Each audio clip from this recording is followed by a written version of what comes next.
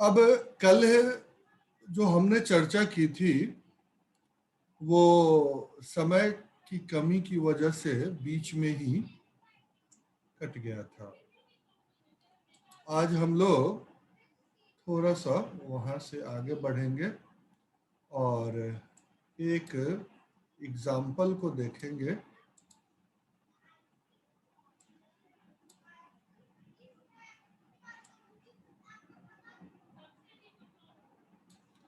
एक क्वेश्चन जो हम लोगों ने पहले ही लिखा था,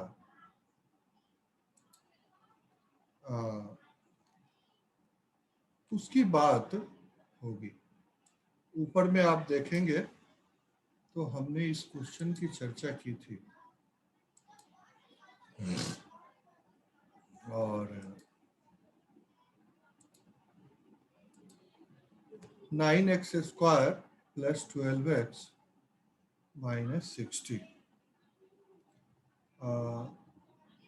जैसा कि आप लोगों को अभी ऊपर में कराया था कि सबसे पहले इसको हम सेट करें इक्वेशन को, जैसा कि बताया गया है हमारे में कि 9x + 12 = 60 के फॉर्म में चेंज करें और उसके बाद अकॉर्डिंग टू द रूल हम लोग 4a से मल्टीप्लाई करते हैं। तो 4a से मल्टीप्लाई करने पर क्या आता है, और यहां पर अगर हम 4a से देखें तो 4 9 जा 36 होता है। तो 36 से हम मल्टीप्लाई कर रहे हैं गिवन इक्वेशन को। जैसा आप देखें तो 36 9 जा 36 12 जा और 36 × 60 कर दिया, आपके सामने है। उसके बाद जो हमारा प्रोसेस स्टार्ट होगा इसमें है कि कंप्लीटिंग स्क्वायर बनाने के लिए हमने ऊपर क्या चर्चा की थी, देखें क्या कर रहे थे कि b² को हम ऐड कर रहे थे। b² दोनों तरफ ऐड करने पर तो b² क्या है उसको जरा देखें।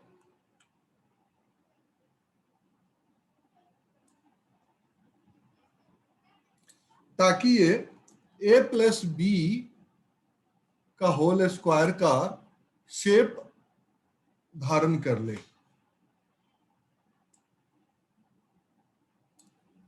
तो b² क्या है वो देखें। अब यहां आप ध्यान दें कि b² यानी 12 का स्क्वायर से अगर हम करते हैं तो 12 का स्क्वायर हो जाता है 144। तो ये अपनी आकृति प्राप्त कर लेगा।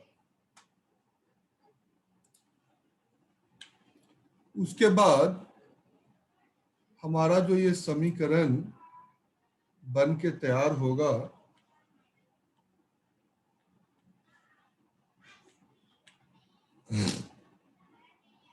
वो देखें।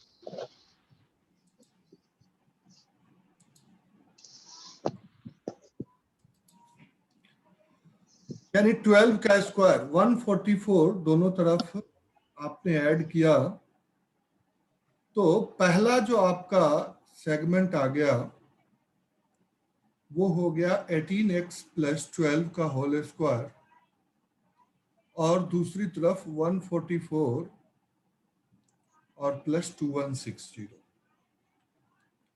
तो इस तरह से आपके जो है स्क्वायर जो है वो कंप्लीट हो गया। अब स्क्वायर कंप्लीट होने के बाद की सॉल्यूशन को आप बहुत ही आराम से कर सकते हैं।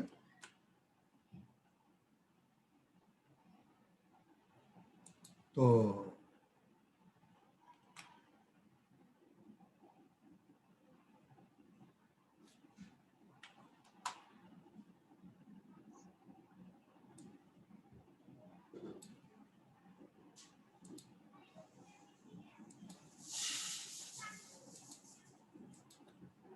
ये आपके सामने है।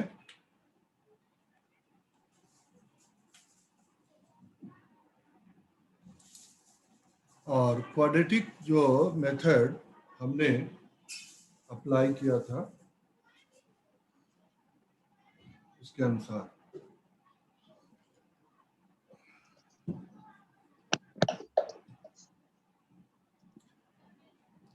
इस पर कुछ क्वेश्चन हम लोग करेंगे,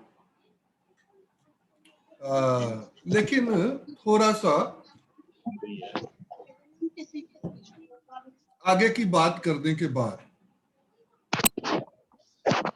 क्योंकि अभी ये चीजें कंप्लीट नहीं हुई है। हमने एक तरीका बताया है, यानी कंप्लीटिंग स्क्वायर करने के 2 मेथड की चर्चा हुई है। उसके बाद थोड़ी तीसरी बात करेंगे। 74114175 और वहां पर भी बातें होंगी। तो आईडी है, पहले बच्चे ने जुड़े क्या? अब जैसा कि हम लोगों ने देखा कि अगर कोई इक्वेशन ax² + bx + c के रूप में हम, तो क्या होता है इस विषय पर थोड़ी सी हम लोग बात करें।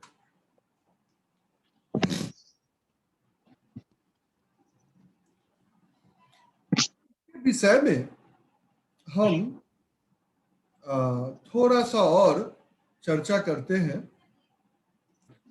यहाँ पर जो हम वैदिक गणित का एक सूत्र प्रयोग करने की कोशिश करेंगे,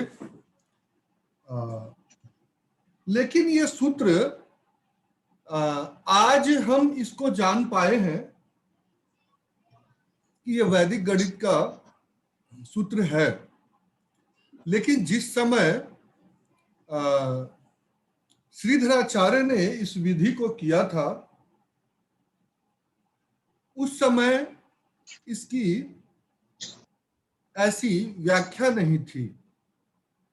उन्होंने कैलकुलस का व्यवहारिक प्रयोग करके यहाँ पर दिखाया था। तो वैदिक गणित का जो ये सूत्र यहाँ लागू होगा वो है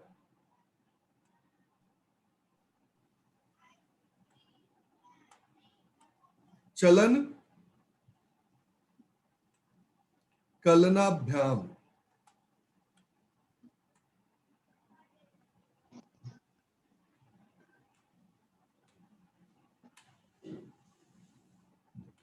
चलन कलनाभ्याम यानी सिंपल वे में हम इसको अगर कहें तो बाय कैलकुलस।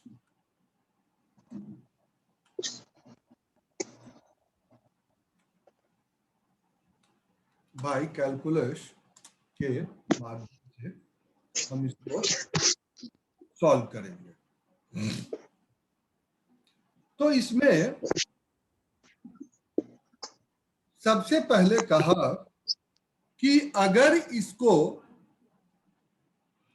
हम विविक्तकर, हिंदी में विविक्तकर कहते हैं, विविक्तकर इक्वल टू होता है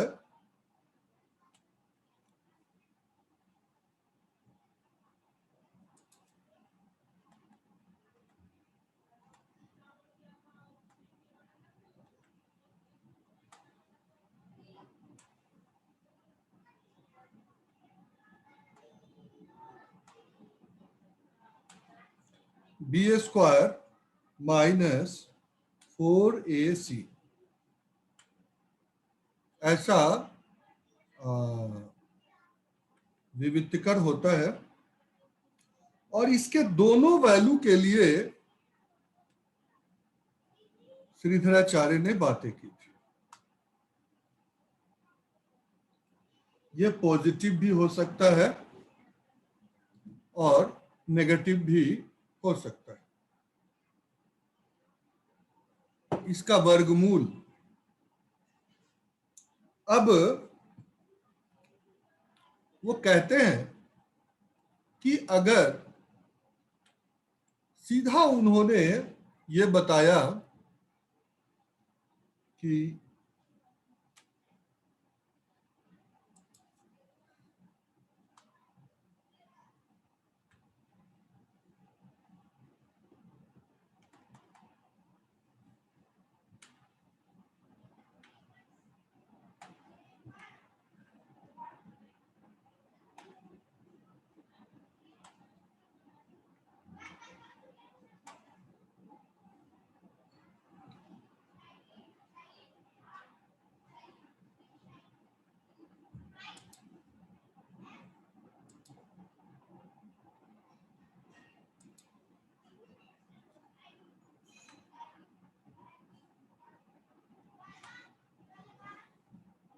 कहते हैं 2x plus B equal to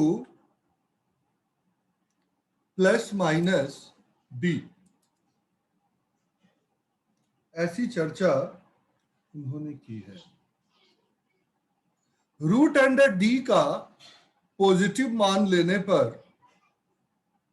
एक मूल और नेगेटिव मान लेने पर दूसरा मूल प्राप्त होता है।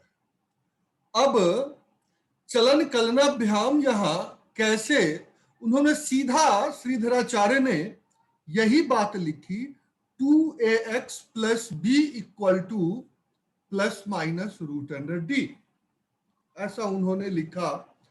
लेकिन अगर आप ax plus b, x square plus b x plus c को डेरिवेट करें तो आपके सामने ये चीजें सामने आ गई, जैसा कि यहां दिखाई दे रहा है। तो इस विधि से भी आपका ये सूत्र जो है सिद्ध होता है। और ये जो आपका व्यापक सूत्र है, ये इस विधि से भी सिद्ध होता है। Minus B plus minus root under B square minus 4ac upon 2a X equal, जैसा कि आप देख रहे हैं। तो चलन कलनाभ्याम के माध्यम से भी, वैदिक गणित के सूत्र से इसको साबित किया जा सकता है। तो अभी तक हमने सिर्फ इस सूत्र को minus B plus minus root under B square minus 4ac upon 2a को तीन सूत्रों के माध्यम से सॉल्व किए हैं। यानी हम अगर सीधा सा ये देखें कि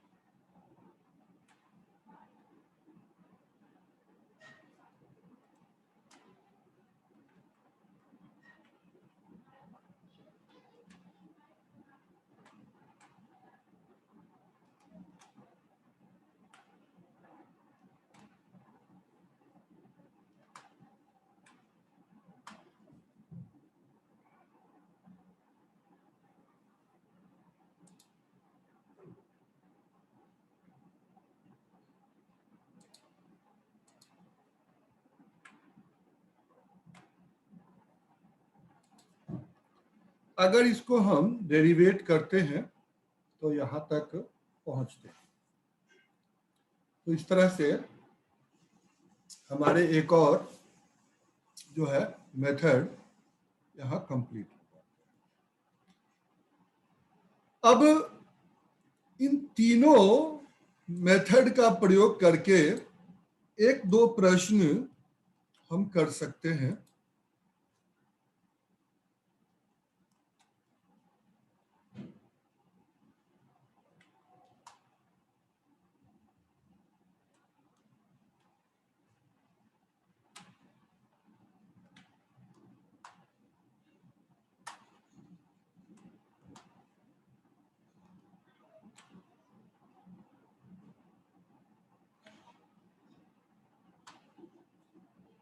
तो हम ज्यादा नहीं, बस 3 प्रश्न इसको रखते हैं, जिसमें पहला प्रश्न है x² प्लस 3x और -18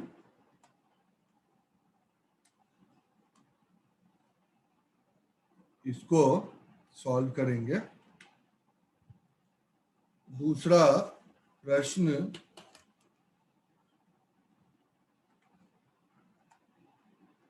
(9x²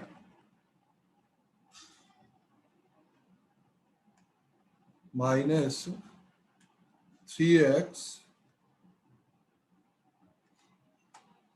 -2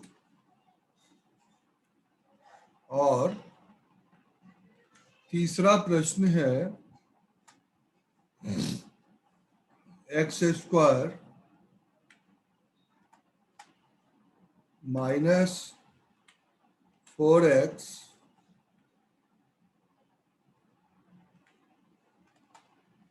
-5।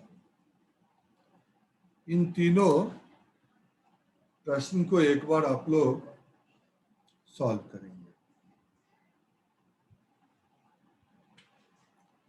और उसके बाद हम लोग एक और विधि की चर्चा करेंगे,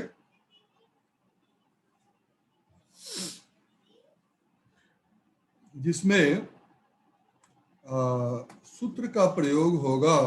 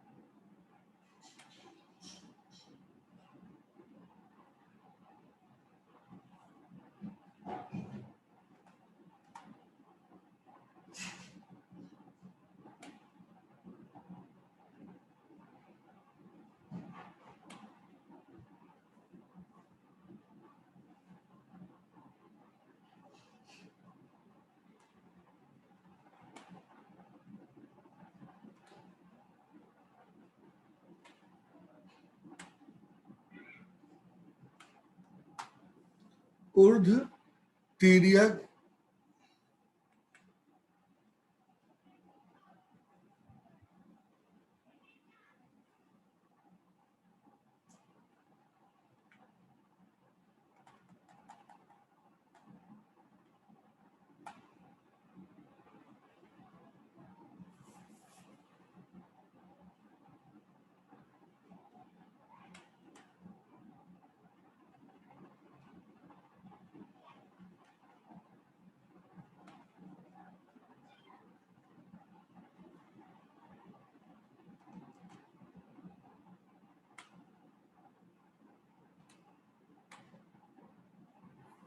ऊर्ध्व तिर्यक भ्याम।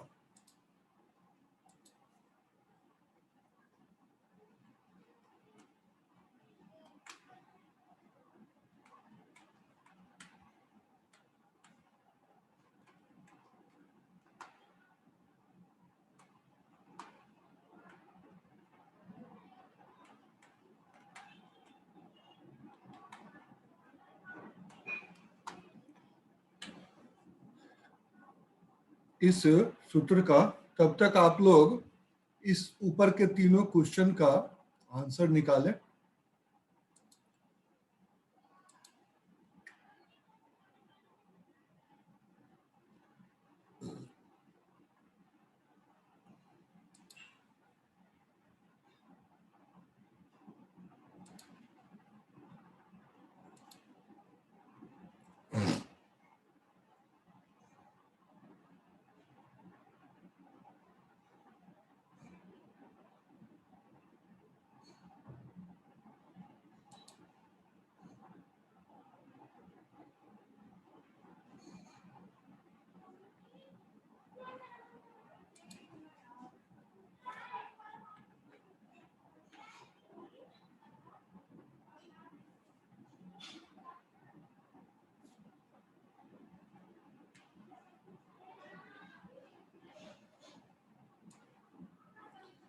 एक क्वाड्रेटिक के कोई भी इक्वेशन को अगर हम लिखते हैं तो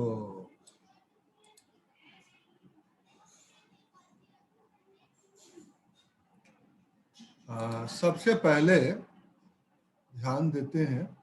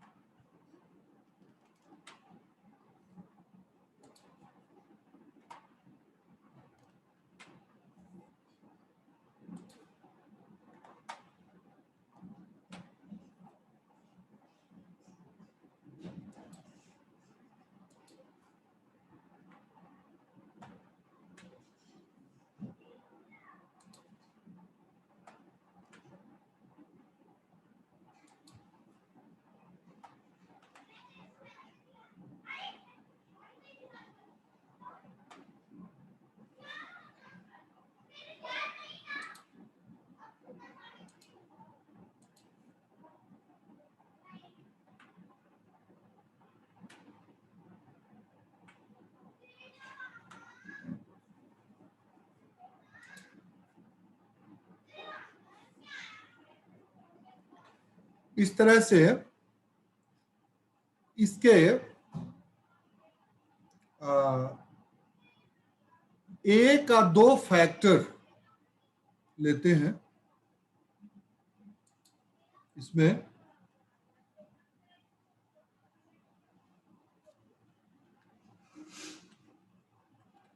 A1 A2 और C1 C2, इसके बीच जो हमारा संबंध होता है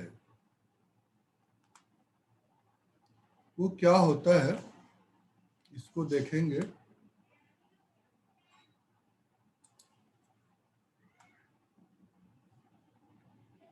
A1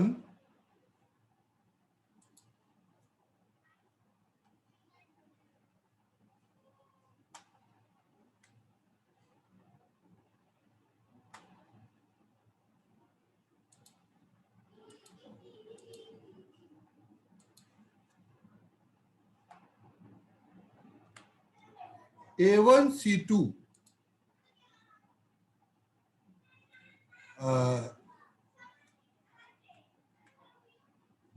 plus minus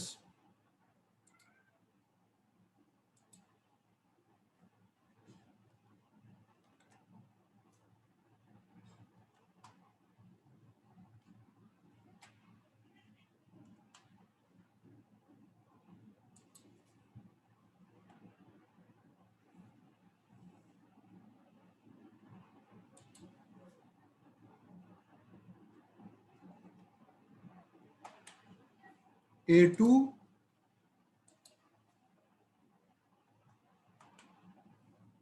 C1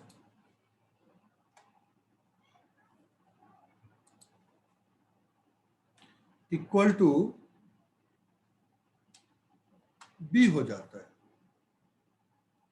relation कुछ ऐसा होना चाहिए।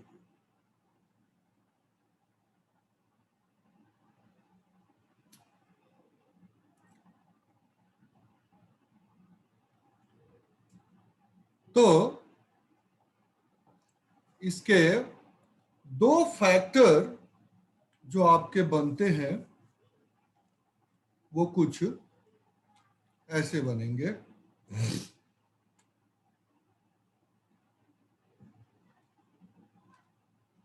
A1X plus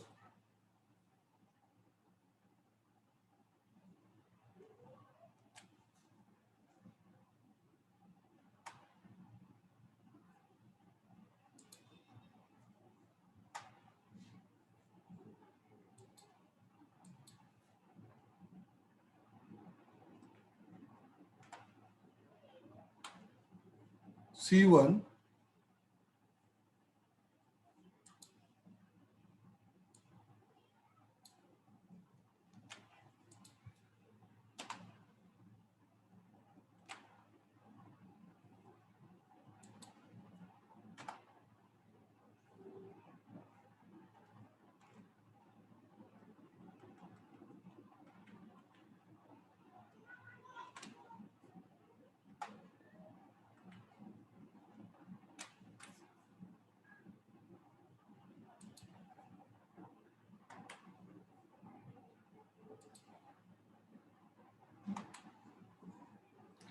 A2X plus C2।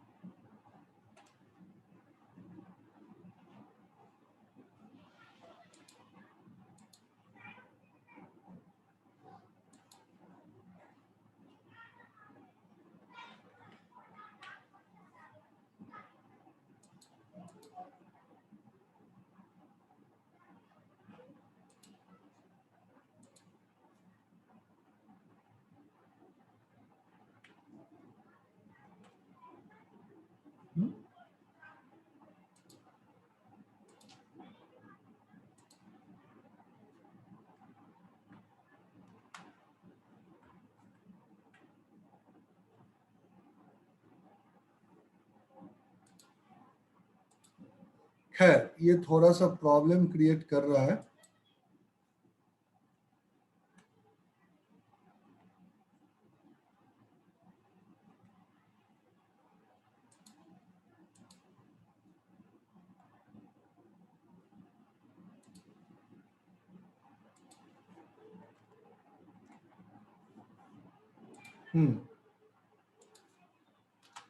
तो इस तरह से